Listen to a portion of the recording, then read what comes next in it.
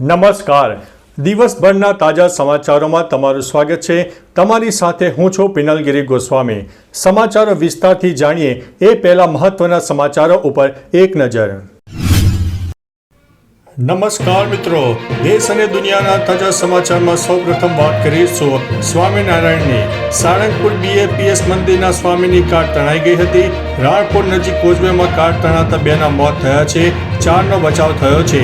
બોચાસણથી પરત ફરતી વખતે અર્ટિગામાં 7 લોકો સવાર હતા. ઇટાલિયા વર્સિસ અમૃત્યા. ગાંધીનગરમાં હાઈ વોલ્ટેજ ડ્રામા. ચેલેન્જ સાથે આવેલા અમૃત્યા રાજીનામું આપ્યા વગર જ અડધા કલાકમાં રવાના થઈ ગયા.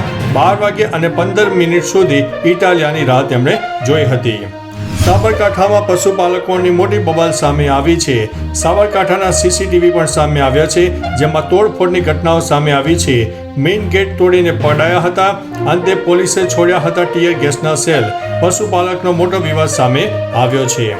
ગુજરાતમાં થશે જળબંબાકાર. વરસાદની આગાહી. મહેસાણાથી લઈને મહીસાગર સુધી, પાટણથી લઈને પોરબંદર સુધી આજે અનેક જિલ્લાઓમાં ગરજવશે મેઘરાજા. કરોડોના ખર્ચે બનેલા રોડ પણ ધોવાઈ ગયા છે, એક્શન લેવામાં આવશે. પાટણમાં ભારતમાલા પ્રોજેક્ટ હેઠળ બનેલા રોડની દુર્દશા સામે આવી છે. ભૂપેન્દ્રભાઈ પટેલે આપી દીધા છે તપાસના આદેશ. જમ્યાઈ બન્યો છે જમ. મહુવામાં 3 સંતાનોને મૂકીને પ્રેમી સાથે જતી રહી હતી પત્ની, ત્યારે પતિએ સાસુ સસરાની હત્યા કરી નાખી છે.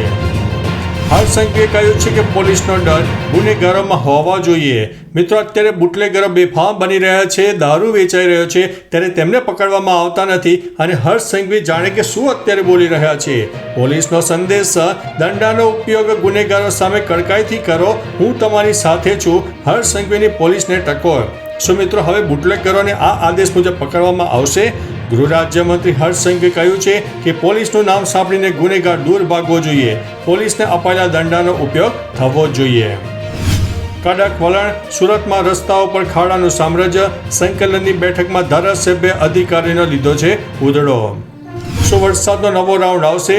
ગુજરાતમાં જળબંબાકાર થશે. વરસાદની આગાહી સામે આવી છે. ઉત્તર ગુજરાતથી લઈને સૌરાષ્ટ્ર સુધી મેઘરાજા મચાવશે તાંડવ. નોંધી લેજો અંબાલાલની આ તારીખો.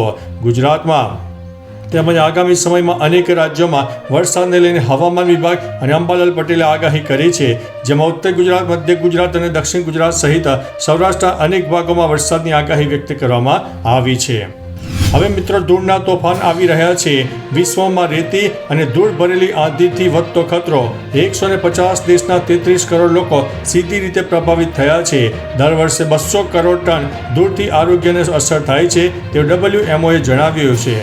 વિશ્વ મિટીરિયોલોજીકલ ઓર્ગેનાઇઝેશનનો આ રિપોર્ટ સામે આવ્યો છે.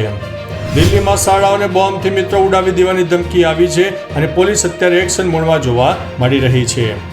મિત્રો, અવકાશમાં 17 દિવસ સુધી વૈજ્ઞાનિક પ્રયોગો કર્યા પછી રવિવારે સાંજે ભારતીય અવકાશયાત્રી શુભાંશુ શુક્લા અને તેમના 3 અન્ય શાસ્ત્રી અવકાશયાત્રીઓ માટે વિદાય અને રાત્રિ ભોજન કરવામાં આવ્યો.